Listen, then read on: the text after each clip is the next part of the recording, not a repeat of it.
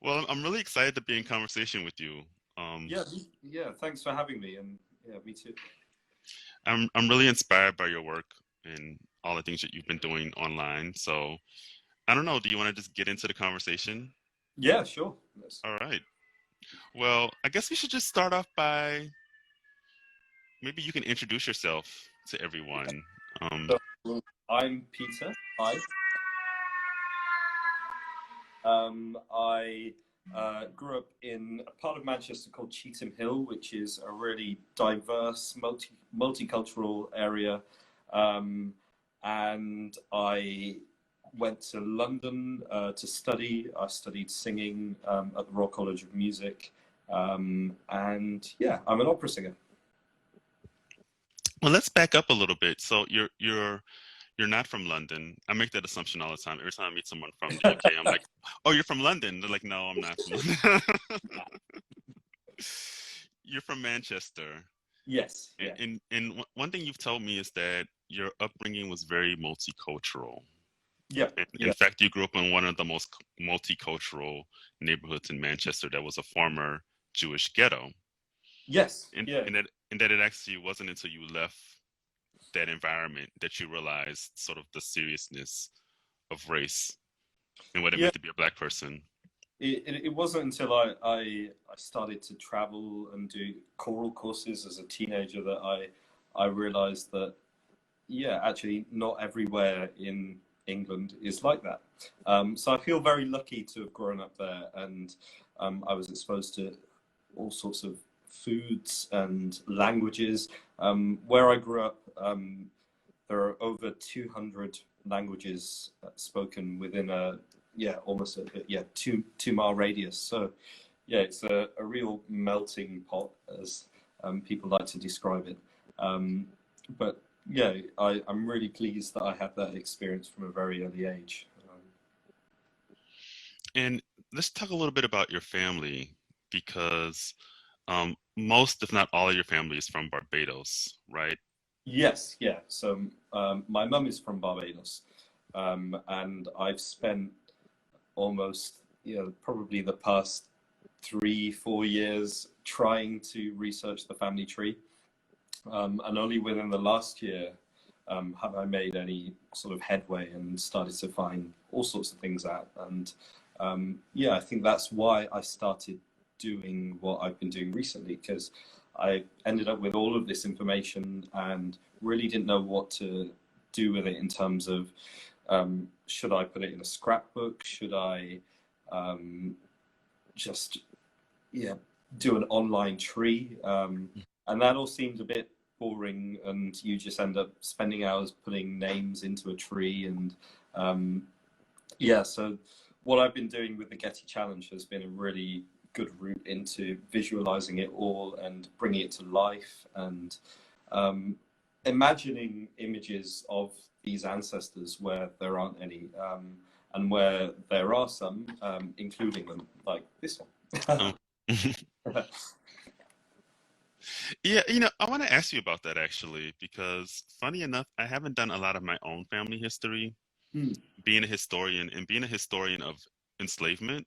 Yeah. Like you would think I would start with my own family and move out, but I actually haven't done that. So I'm actually curious about the genealogical work that you've done. Like what tools do you use? What sites do you use? What archives have you consulted? What oral histories have you done? So I use ancestry.com a lot. Um, we were really lucky that we worked with a family tree researcher in Barbados, because that was all part of my mum's birthday present last year. She celebrated a big birthday, and we thought it might be nice to present some of this information to her on her birthday. So yeah, we created a big book for her with lots of photocopies and snippets and all sorts of things. So using that information along with sites like MyHeritage and Ancestry and the National Archives are really useful as well for just getting little bits of information and making links and joining the dots. Yeah, so all sorts of things really. And what's great is that on sites like Ancestry, you can actually find distant cousins who might have a bit of your tree that you're missing, and you send a message and they send a will over, and you're like, yeah, I've discovered the missing link in this bit of the tree. And so in that way, you can go on for days and days and days. So I try and contain it to a weekend activity. So I'll often spend Sunday afternoons just scrolling through Ancestry and looking for connections and things. But it is really addictive. So I'm glad I found a way of, a different way of approaching it and representing it as well. Yeah. What's the most surprising thing you found out about your family doing this work? Probably having more, there's a lot more mixed heritage than I expected to find. So there are two branches of the family that are mixed race, and mixed race as a result of ownership and sexual assault, which is pretty hard to deal with, and then just mixed race through consent, consensual relationships. So yeah, it's quite an array of backgrounds there. We've got Scottish, Irish, Ghanaian, and English, English from Cumbrian ancestors who left Lancaster in around the 1630s and went to Barbados. And yeah, so Barbados was actually one of the first multicultural societies, and as a slave society, it was an economy of cruelty and violence, but also this place of all nations and nationalities coming together to make money, and that was the goal, really. And as a result of that, people were mixing at a very early stage, and I think it's easy to forget that it was actually quite a cosmopolitan society, despite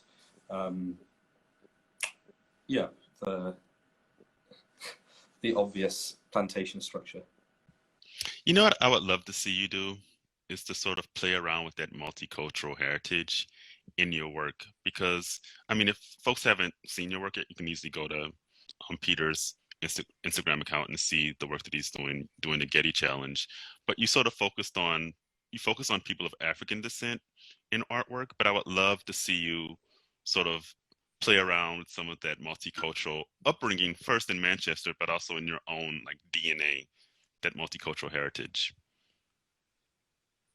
Yeah, there is a part of me that wants to try out recreating some of these other images, like this one, and just seeing what happens when you mix it up a bit. And I suppose with the first 50, it's been very much a way of trying to platform these marginalized figures and giving them the space that they deserve, really.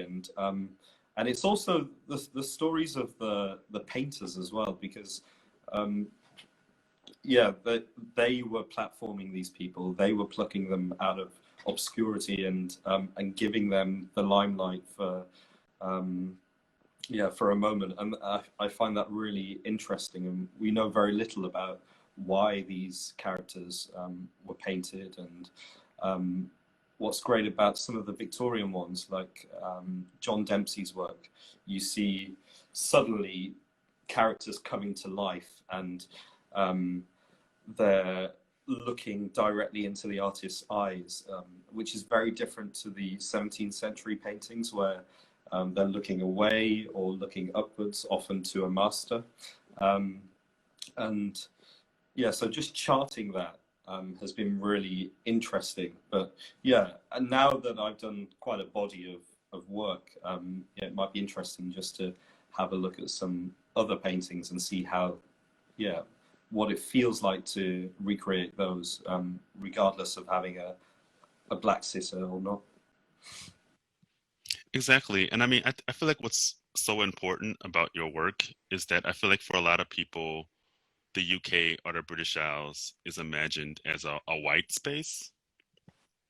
But I Yeah. think you're reminding people that it's actually a multicultural space, not only just in the post that you're doing, but also in your own family history, which reaches back, I mean, all the way to the 17th century.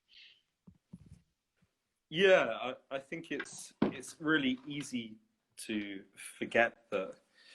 For instance, I've done 18th century black ex-sailors, and there was actually a community of these men living in London, and because of sustaining injuries in war and battle, they were often left destitute and unable to make a living, so they would find alternative sources of income.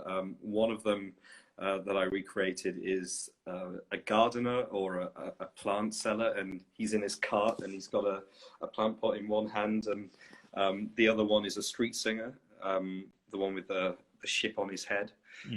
So they were enterprising and walking around London and yeah, making money, and I don't think their stories have been told, or have been told enough. So actually platforming those and making people inquire and find out for themselves what was going on at this time. Why were they on the streets, and why were they walking around with ships on their heads? And yeah, what is the significance of that? And yeah, I think when I started, I hope that people would want to find things out for themselves, and I think that's happening, and people are joining the dots and trying to get a broader picture of art history, and that's what I've been trying to do for myself. And I didn't know many of these pieces before, and so I've learned a great deal by doing it. Well, let's start off by saying that you are an esteemed opera singer. So you're first and foremost a vocalist. I mean, you've gotten a lot of attention recently for your visual art, but you're also a musician. Yeah, yeah, yeah. That's my day job. I'm here at my piano at the moment. I hold the phone like this because it's my phone's charging. But yeah, that's what I do day to day. So I've been doing a bit of practice today, and I find that my performance background really influences how I approach these paintings, because it is pretty much the same as preparing for a role. You do the research, you pick out what you'd like to do. You, I don't rehearse, but I think about how I need to move, to think, to embody the character, and that's what we're doing in rehearsals, and we're finding ways, and we're making choices, and I think that's really important to the pictures as well, because I'm making my own decisions about how to recreate the painting, and it's not always a like for like representation. It's more finding the essence of the image and putting a bit of myself into it, giving a sense of the status of the character, and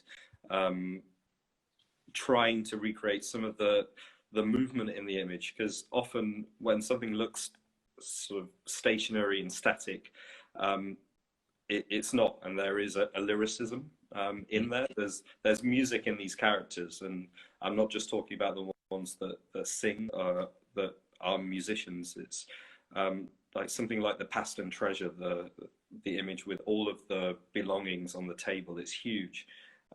There are instruments in the image, but the colors and the combinations of objects together create a dynamic, a dialogue between the different objects, and that's really interesting to try and pick out what these objects are saying and how do they relate to the human that's in the image, and if there's an animal in the image, what is the significance of that, and how does that alter how the character is sitting, and where he is looking, and Yeah, so there are all these similarities between putting an opera on and getting into a role and physicalizing a character that are really similar to this process. And I suppose with not working at the moment, it's really feeding that need to do that with a character and the investigation that comes with that.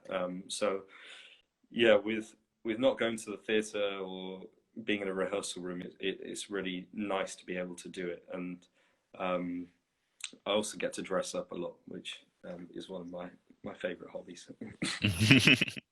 You know, one thing you told me that really blew my mind. I was assuming that you had access to like some costume closet or to like the props from a theater, but everything in your posts are actually from your own home.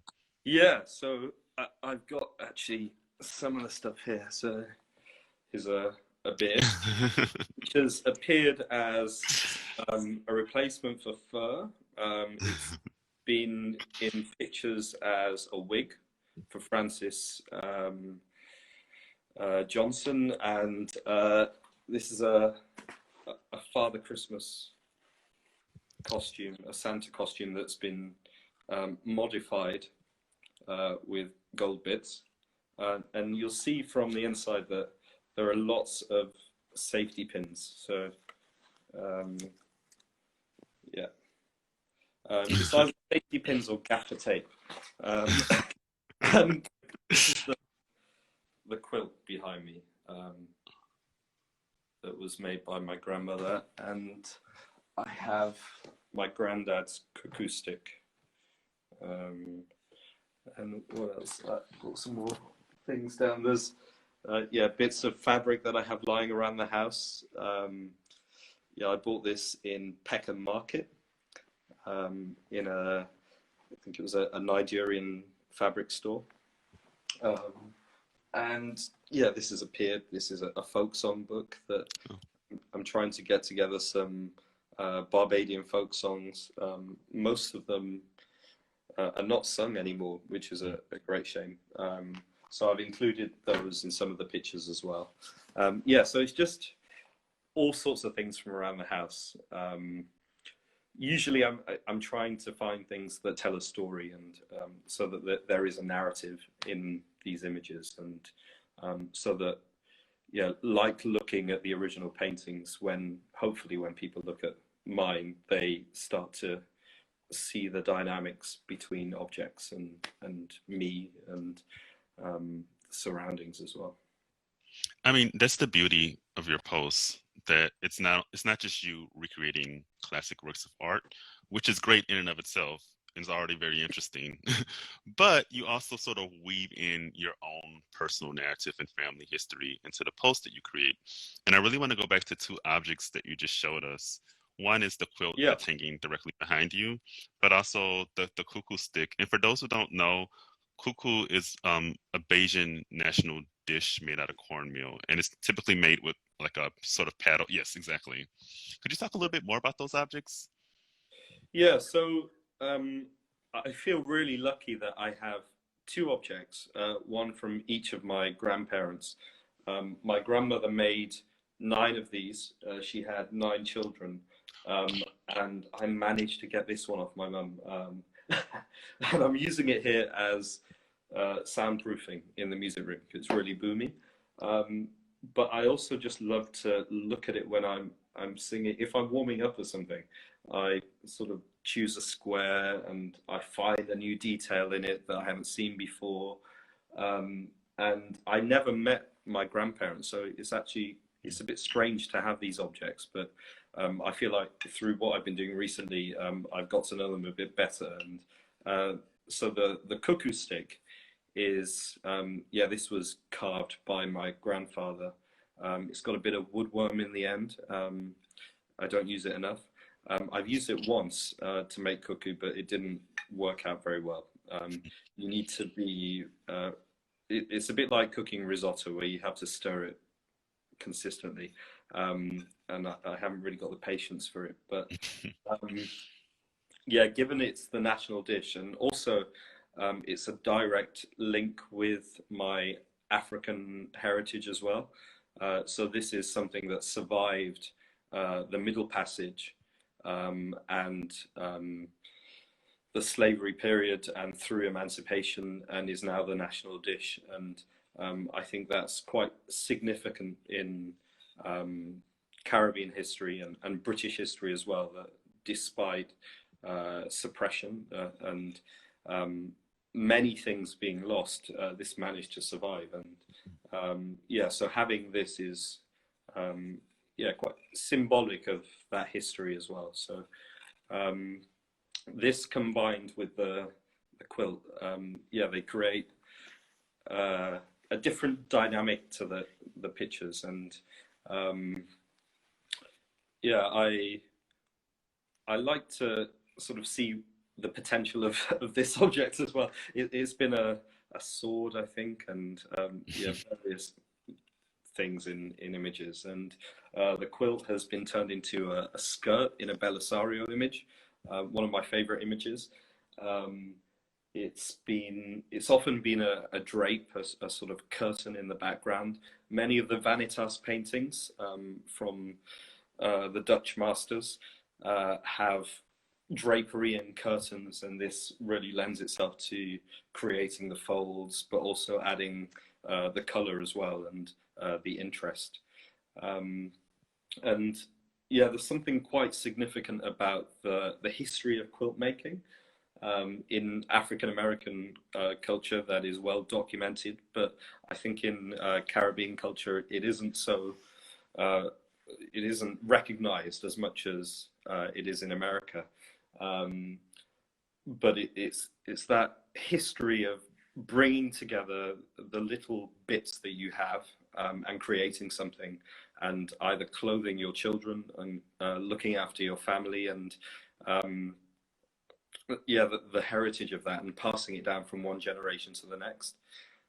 So it is quite warming to think that perhaps my my grandmother, who was born in like 1770, was making quilts as well, and passing this tradition down, and it went down all the way to my mum.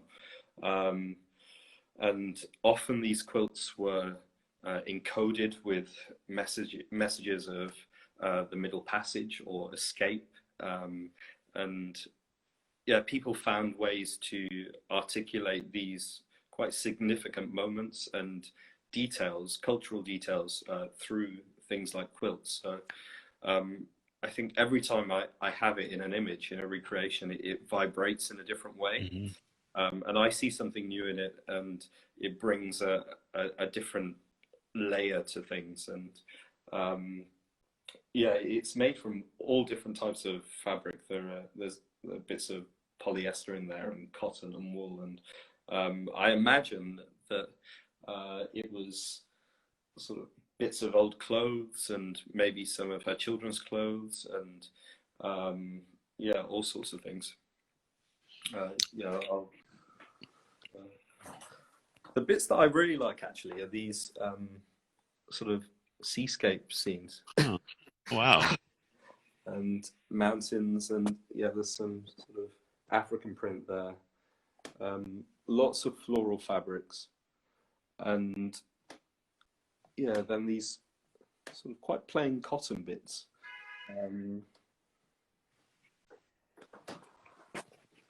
Yeah, That's amazing. Yeah, thank you for sharing that heirloom with us. I mean, no, not at all. Yeah, I mean, I could talk about this quote for the rest of the conversation. I think it's such a rich text. There's just so much there for us to talk about. But I actually want to go back to something that you said earlier in the conversation. You mentioned that one of your favorite posts was the Belisario image of the man with the white mask, and he's pulling off. And it's actually one of my favorites too. And it's one of my favorites because I feel like I have a relationship with that piece even before I saw your recreation of it. Like something I had studied and like looked at, and like, so then when I saw that you'd recreated it, but not only that you'd recreated it, but you had sort of incorporated your own family history into the recreation, it was really an emotional experience. Oh, thank you. Yeah, that was kind of last minute decision to do it. Someone had recommended it, and I looked at the image. I was like, yeah, I can't do that. The huge headdress, and then I did another Belisario image, which was slightly more achievable. Just a man selling flowers on the streets of Kingston, Jamaica. And his story was that, I think he was called Lovey. And he was attached to a plantation. It was the year of just after emancipation. So he was in the apprenticeship period. So slaves were still attached to the plantations that they lived on. And when emancipation came, they had to sort of work out their time on the plantations that they'd been attached to. And so this man was working on the plantation by day, and in the evenings was selling flowers and doing a puppet show and singing his own songs to accompany the puppet shows as well. So Belisario paints the image of this happy-go-lucky black man who is living in this tropical climate, but you can tell that this man is trying to make ends meet and probably has mouths to feed, and that there's a lot more to it than that. And there was something about Belisario's descriptions of each character that really sort of drew me in. So it made me go back to the image with the skirt and the huge headdress, and I thought, well, how can I recreate that? Because the description is actually really interesting. And what I found out is that there were these actors who would walk around the streets of Kingston, Jamaica. They were black, and they would recite Shakespeare and other plays and poetry, and gentlemen walking around the city would give them money and ask them to perform a selected work, and they would also do theatre work as well. And I imagine that this comes from the heritage of African storytelling. So these people were used to performing and telling stories. So it felt important to recreate this one, because something that I've been trying to do in the process of putting it together is show an array of occupations and backgrounds, not just servants and slaves, but skills, and to showcase that. And I didn't know anything about actors during that period, and this is, I think, the images from around 1824, around then. So it's a window into what was happening, and despite the what would be called the white gaze that's there, I think they're really important documents for the time, for the period, and an insight into what it was like. And so I decided to recreate that one, and I used the quilt to make a skirt. I used the cuckoo stick, and I've got a little map of the Caribbean, and I stuck that to the cuckoo stick because he's got a fan. And the headdress was the most challenging thing to work out how to recreate, but I knew there were some disco lights in the house, so I managed to balance that on my head. And there's something about actually stepping into the character and the costume. You start to feel a sense of the masquerade that must have been part of that performance. And masquerade is such a huge part of West Indian culture, and those moments of release when you're not working at the end of the crop season, the sugar season. And I think sugarcane grows in such a way that you can fit 2 harvests into 1 year. So this would come twice a year, and it would be a huge celebration and processions, and this carries on today. Obviously, we're accustomed to seeing these images from the Caribbean of carnival season, and it's replicated in London with the Notting Hill Carnival. There the same elements. So yeah, stepping into the Belisario image, I got a sense of what it might be like to be performing in that way, and yeah, maybe want to go to the Caribbean actually and be part of Crop Over Me in Barbados, or the Carnival in Trinidad, and yeah. I have a question about process. Mm. Um, what's how do you what inspires these posts, and like what's the process for you, sort of getting materials and like doing the setup and like the whole process of creating these tableaus? Yeah, I suppose when I started, it was the practicalities of what can I recreate, um, and it very quickly grew into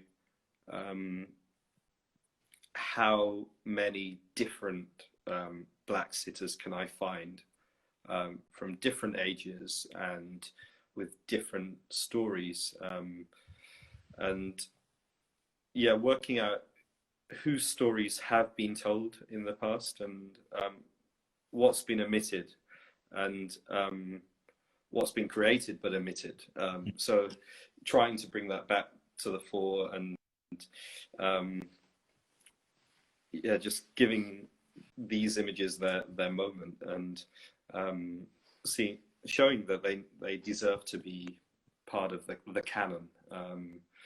And that's something that I'm really interested in, whether that's music or visual art,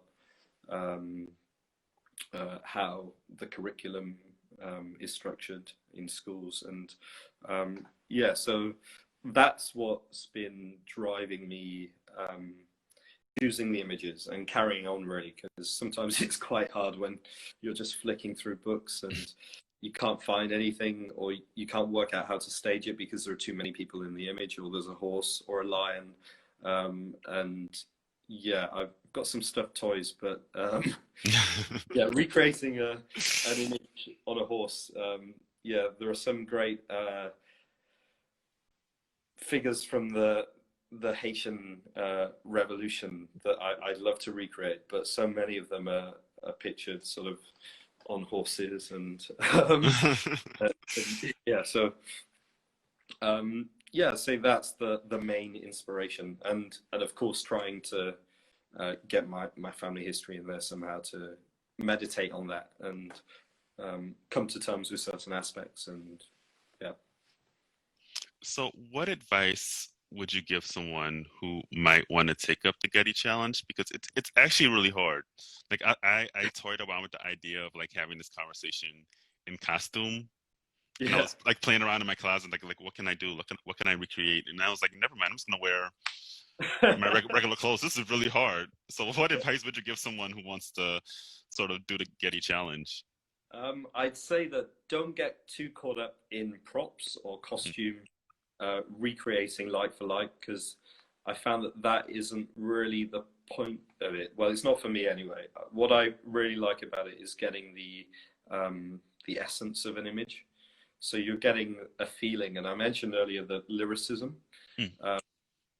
If there's, can you find the music in the image, and what is the character's tempo, beat, and pulse, and yeah, so it's finding the essence of the image and stripping things away to work out a gesture, or just a glance, and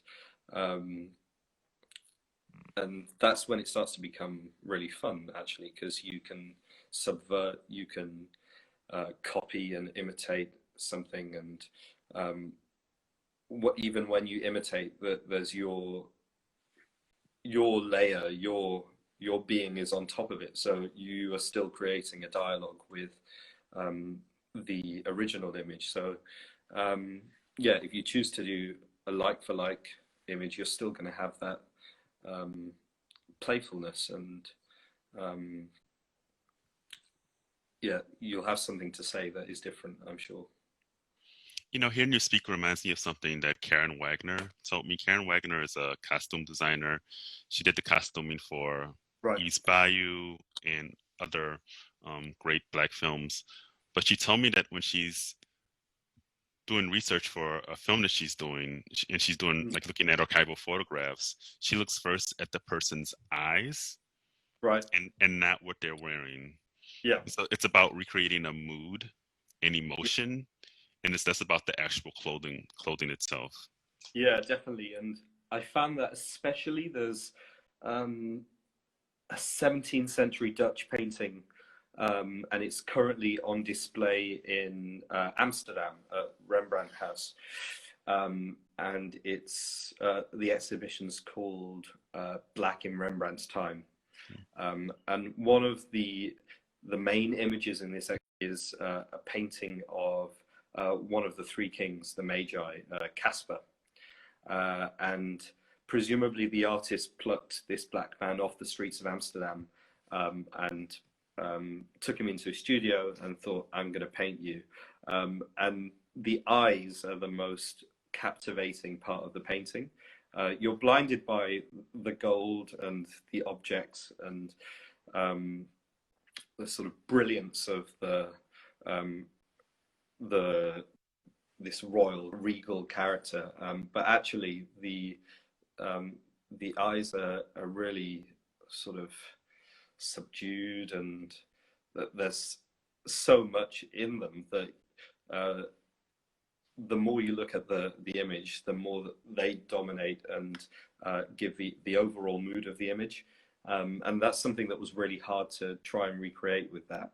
And it was a sort of withdrawal from the image, from the original, to try and get there. But yeah, as you say, you can really capture a mood by looking into the eyes. It's a great tool for stepping into the characters.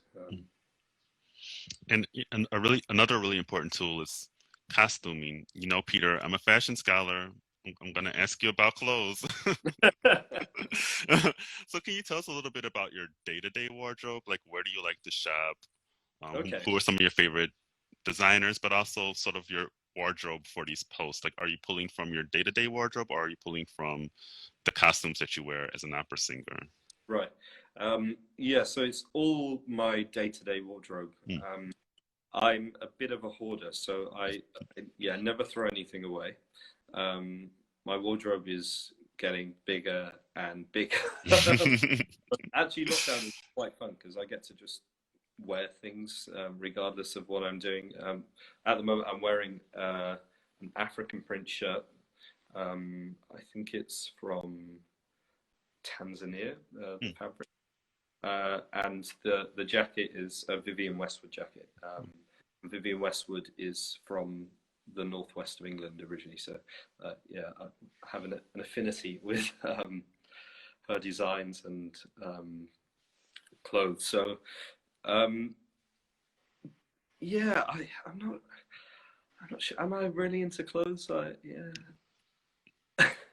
I suppose clothes provide me with another way of expressing myself without having to say a lot. And sometimes it's much easier to wear a shirt to express how you feel than actually say it. So yeah, I think that's something I get from my. I'm just getting a comment saying, for someone who knows me, yes.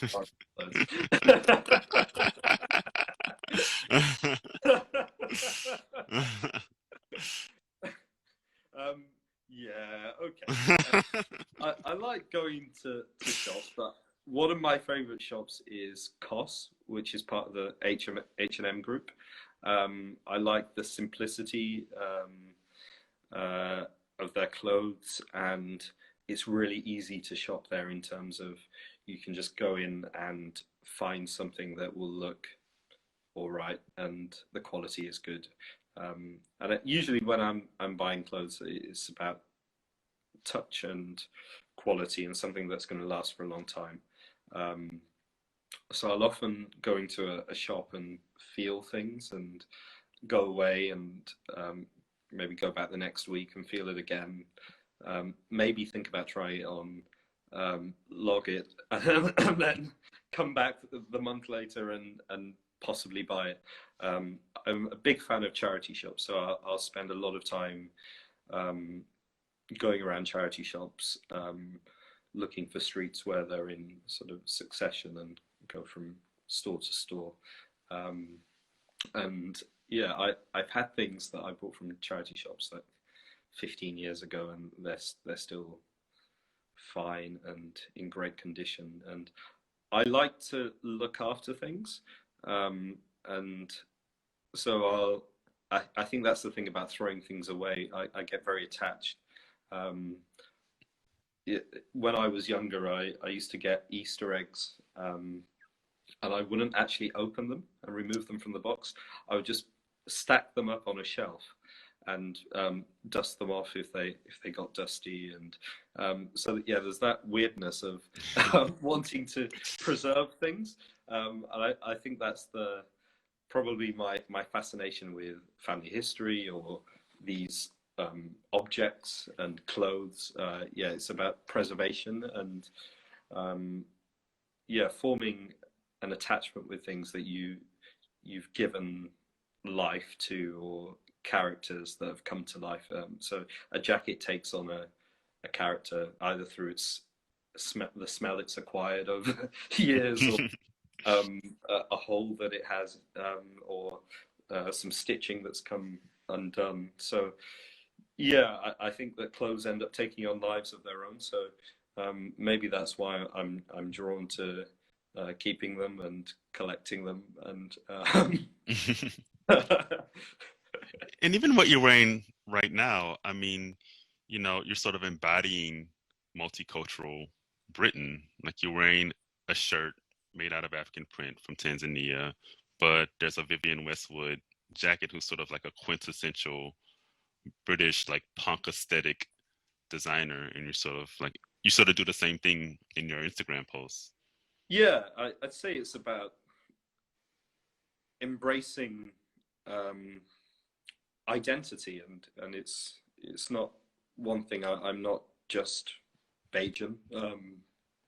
I'm British as much as that, and yeah, I love the northwest of England. I love Manchester, and yeah, so little things like wearing a jacket that's by Vivienne Westwood are ways of articulating that. And yeah, it's important to me that all of these different aspects are um, presented and thought about and thought through. And yeah.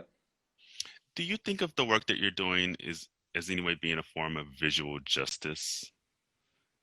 Um, yeah, very much so in terms of the marginalized and the the voices, the figures that have been silenced Mm. over time. And as I said, as I mentioned earlier about yeah, music as well, and the canon, and which voices we hear, and if we haven't heard them, why, and how to work to include them, and not ghettoize them and make them oddities that you keep in one place, but they become absorbed um, into the canon and are seen as part of it, not exceptions or things that can only be put in one place. And yeah, so I feel in terms of justice, hopefully some of these historical characters or the artists are getting a platform, and people are thinking about them and their lives and their stories, and it's inspiring something else. And for instance, the image I've done today is by Kerry Marshall. Okay, James Marshall, yeah. Yeah. And I didn't know his work until this week. And it seems to sum up everything that I've been trying to do in one image. It's a dark image. It's very powerful and hard to look at. And it's been telling from I posting it on Twitter today. I've had far fewer likes for that post than any others, and because it's a complicated image, and you would have. I don't think the easy thing isn't to just like it. You have to read about the artist and his intent, and a lot of it is trying to redress the balance and consider how Black people, people of color, have been omitted from the canon. And that image, I'd love to see it live because it is tiny. And one of the websites that I posted a link to allows you to view the image in a room. And it's really surprising when you see that it's actually really, really small. So as you approach it, all you see are the whites of the eyes and the teeth. So it's a shocking image, but I think it's a necessary image because it shows it illustrates the issue of visibility and representation. And he was inspired to create that from reading a novel, I think from 1954, called The Invisible Man.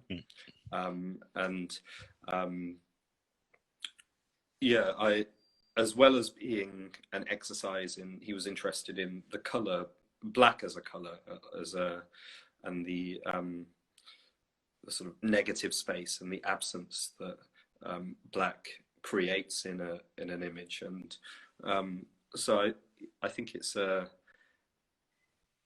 great thing to include in this body of work, and where I've got to with, I think it's number 55 today.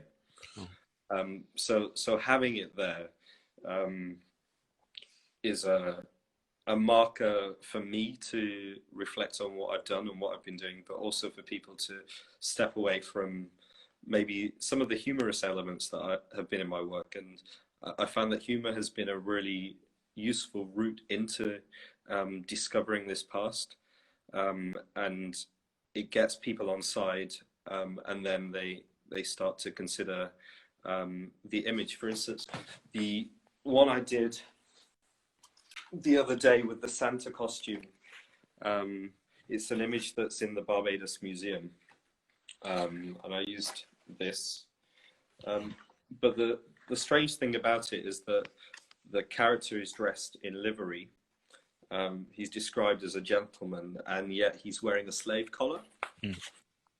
So I put the slave collar in with this piece of gold card, but it's not the first thing you probably notice when you look at the image, because you see the Santa beard as the hair, the fur in the hat, but yeah, so the humor sort of tempers that and allows a softer route in, whereas today's image is stark, it's bare, and I made this, where is it?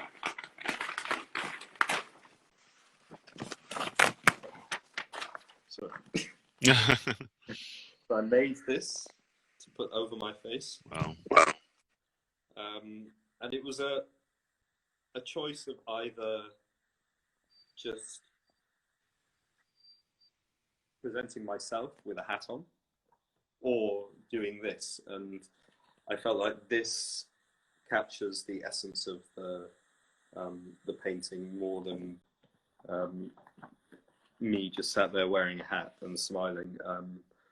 So yeah, I feel like it's become a form of activism and justice, and also with everything that's happening at the moment, it's an effort to voice cause and the importance of everything that we're talking about at the moment. I have a question about the global Black Lives Matter movement. Okay. Yeah. Because it's interesting. Your profile has really been raised in this particular moment. Like, I mean, you started before, the killing of George Floyd and like the global protests, because the Getty Challenge was sort of something that happened during the pandemic. But I mean, it's taken on new resonance given the conversations that people are having around race and representation. So I'm wondering, like, how has your work changed or sort of been accentuated in this given moment? Yeah, I think there are definite new layers and resonance to the work. I find that every time I do a post now, it's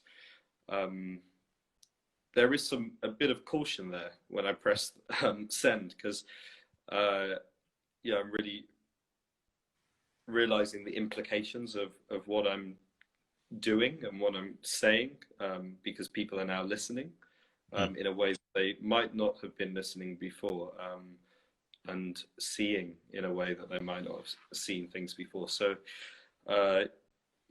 that's, I mean, I've never wanted to scream about these things, and it feels like it is exhausting to be saying the same things over and over again, and that it's taken this to create a movement, when the movement's always been there. A time when people have chosen to join it, which is great. But I feel it made me want to carry on, because I was about to wind down, and I was approaching 50 and struggling to find new images and work out how to keep reviving the props. And it made me want to continue with the project, and I think these representations are really crucial to add to the conversation, and if it can help in Western art and other things as well, and other conversations, then that'd be really great.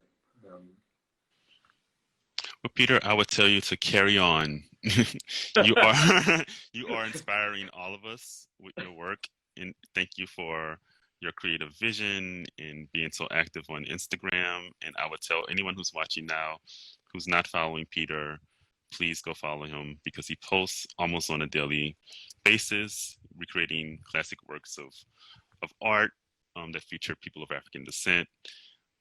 They're all beautiful. They're all inspiring. So thank you so much for the work that you're doing. No, thanks for having me, and thank you to the people that have turned up to this. I'm really bad at like technical stuff, so I mean, the people are here, but yeah. Video. Yeah. So again, thank you so much for setting an hour aside to be in conversation with me. No. And, Great. Thank you so much. No problem. Thank you. And we'll be in contact. And all right, cool. Talk to you later. Yeah, talk to you soon. Bye. Right. Bye-bye.